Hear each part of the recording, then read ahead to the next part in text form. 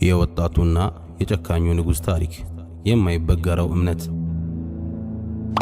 በጥንት ዘመን አንድ እጅግ ኃይለኛና ጨካኝ ንጉሥ ነበር። ይህ ንጉሥ በሕዝቡ ላይ በፍርሃት ይነግስ የነበረ ሲሆን ሰዎች ሁሉ ከእውነተኛው አምላክ ይልቅ ለእርሱ እንዲሰግዱና እርሱን እንዲያመልኩ ያስገድድ ነበር።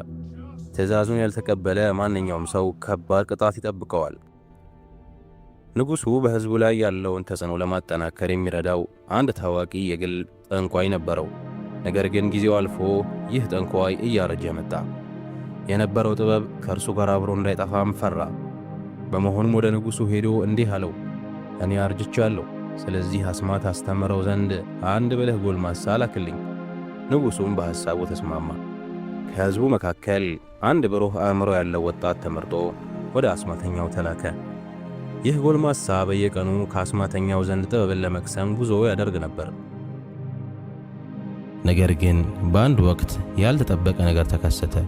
ወጣቱ ወደ ቤተ መንግሥት በሚሄድበት መንገድ ላይ አላህን በቅንነት የሚያመልክ አንድ ሸህ ያገኝ ነበር። ወጣቱም በሸሁ ንግግር ተማርኮ ማዳመጥ ጀመረ።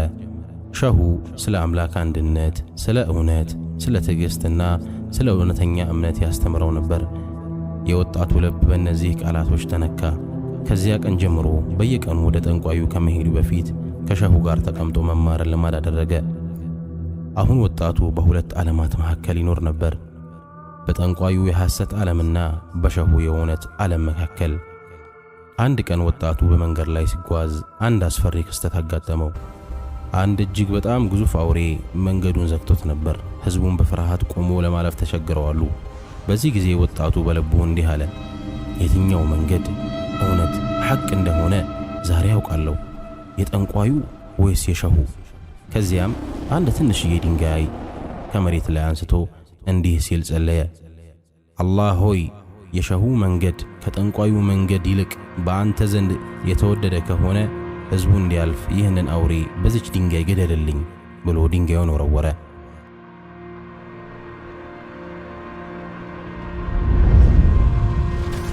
በአላህ ፍቃድ አውሬው ወዲያውኑ ወደቀና ሞተ። ሕዝቦቹም ተደነቁ። ወጣቱ ወደ ሸሁ ተመልሶ የሆነውን ሲነግረው ሸሁ እንዲህ አለው፣ ልጄ ሆይ ዛሬ አንተ ከኔ በልጠሃል። ወደፊት ትፈተናለህ። ስትፈተንም የእኔን ማንነት ለማንም እንዳትገልጽ። ከጥቂት ጊዜ በኋላ በወጣቱ እጅ ብዙ በሽተኞች መፈወስ ጀመሩ። ዕውሮች ማየት ጀመሩ። ሕመምተኞችም በአላህ ፍቃድ ዳኑ። የወጣቱ ዝና በመላው ሀገሪቱ በፍጥነት ተሰራጨ። በመጨረሻም ወሬው ንጉሡ ጋር ደረሰ። ንጉሡም ወጣቱን አስጠርቶ በቁጣ ጠየቀው፣ ይህንን ኃይል ከየት አመጣኸው? ወጣቱም በረጋ መንፈስ ከአላህ ነው ብሎ መለሰ። ንጉሡ በከፍተኛ ሁኔታ ተቆጣ። ወጣቱ እንዲገደልም ትእዛዝን አስተላለፈ። መጀመሪያ ወታደሮቹ ወጣቱን ወደ አንድ ገደላማ ተራራ ጫፍ ወስደው እንዲወረውሩት ታዘዙ።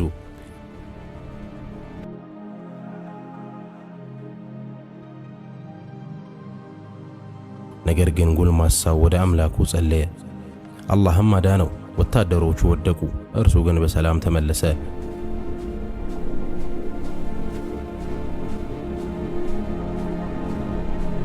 ንጉሡ በድጋሚ ወጣቱን በሰላም ሲያየው ይበልጥ ተበሳጨ።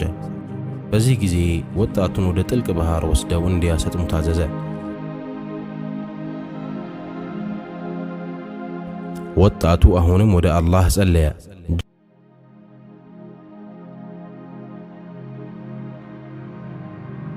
ጀልባዋ ተገልብጣ ወታደሮቹ ሲሰጥሙ፣ ወጣቱ ግን በድጋሚ በሰላም ተረፈ። አሁን ንጉሡ ግራ ተጋባ፣ ፈራም። በመጨረሻም ወጣቱ ለንጉሡ እንዲህ አለው፣ እኔ የምልክን ነገር ካላደረግ በስተቀር አልሞትም። ንጉሡም ወጣቱን ለመግደል በጣም ስለጓጓ ምንድነው እሱ አለው። ወጣቱም መለሰ፣ የሀገሪቱን ሕዝብ በአጠቃላይ በአንድ ቦታ ሰብስባቸው፣ እኔንም በግንድ ላይ ስቀለኝ። ከዚያም ከእኔ የቀስት ሰገባ አንድ ቀስት ውሰድና ቢስሚ ረቢል ጉላም በወጣቱ ልጅ አምላክ ስም ብለህ ያንን ቀስት ወደ እኔ አስወንጭፈው። ንጉሡ እንደተባለው አደረገ። ሕዝቦቹም ተሰበሰቡ። ንጉሡ ቀስቱን አዘጋጅቶ ቢስሚ ረቢከል ጉላም ቢስሚ ረቢል ጉላም በወጣቱ ልጅ አምላክ ስም በማለት ተኮሰ። ቀስቱም ወጣቱን መታው፣ እርሱም ወደቀ። ነገር ግን በዚያች ቅጽበት አንድ አስገራሚ ነገር ተከሰተ። የተሰበሰበው ሕዝብ ሁሉ በአንድ ድምፅ እንዲህ አለ፣ አመና ቢረቢል ጉላም በወጣቱ ልጅ አምላክ አመንን፣ ንጉሡንም ካድን ብለው በአላህ ስብሓንሁ ወተዓላ አንድነት አመኑ። ንጉሡ ወጣቱን ገድሎት ሊሆን ይችላል፣ ነገር ግን ውጊያውን ተሸንፏል። ምክንያቱም እምነት በሕዝቡ ልብ ውስጥ ገብቶ ነበር። ያ ሁሉ የተሰበሰበው ሰው የአላህን መኖርና ንጉሡ አምላክ እንዳልሆነ፣ አላህን በብቸኝነት ሊገዙት የሚገባ አምላክ መሆኑን አረጋግጠው ሁሉም ለአንዴና ለመጨረሻ ጊዜ በአላህ አንድነት አመኑ።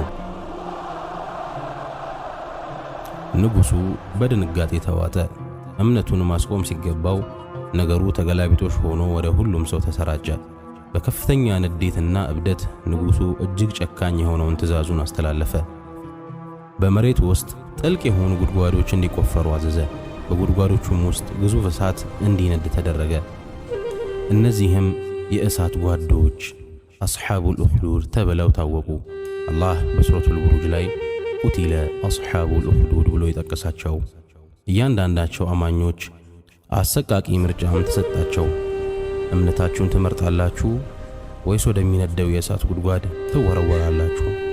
ነገር ግን አማኞቹ በጽናት ቆሙ። ሕፃን ልጇን የታቀፈች አንዲት እናት ወደፊት ወደ እሳቱ ቀረበች። እሳቱን ስታየው በጣም ፈራችና ለአፍታ አመነታች።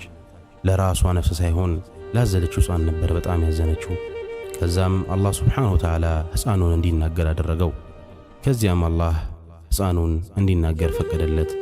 ሕፃኑም እንዲህ አለ፣ እናቴ ሆይ ታገሺ፣ አንቺ በእውነት ላይ ነሽ። በድፍረትም ወደፊት ተራመደች። አላህም ስለ እነርሱ በቁርአን ውስጥ እንዲህ በማለት ገለጸ፣ ቁቲለ አስሓቡል ኡኽዱድ፣ የጉድጓዱ ባለቤቶች ቆፋሪዎች የተረገሙ ይሁኑ ይረገሙ። እናትም ከተሸከመችው ልጇ ጋር በዛ በሚነድ የእሳት ጉድጓድ ስር ለአላህ ስብሓንሁ ወተዓላ ዲን ስትል ከነ ልጇ ተወርውራ በዛ እሳት ተማገደች። አላህም ልባችንን በኢማን ሲያጸናው ሚነድ እሳት እንኳን ካለንበት አቋም ንቅንቅ አያደርገንም። ይህ ታሪክ እጅግ አስተማሪና አሁን ላለንበት ዘመን በዲናችን ለምንፈተን ሃይማኖታችን ላይ ችላ ለምንል ሁሉ ትልቅ ትምህርት ነው። አላህ ኢማናችንን የጸና ያደርግልን። السلام عليكم ورحمة الله وبركاته.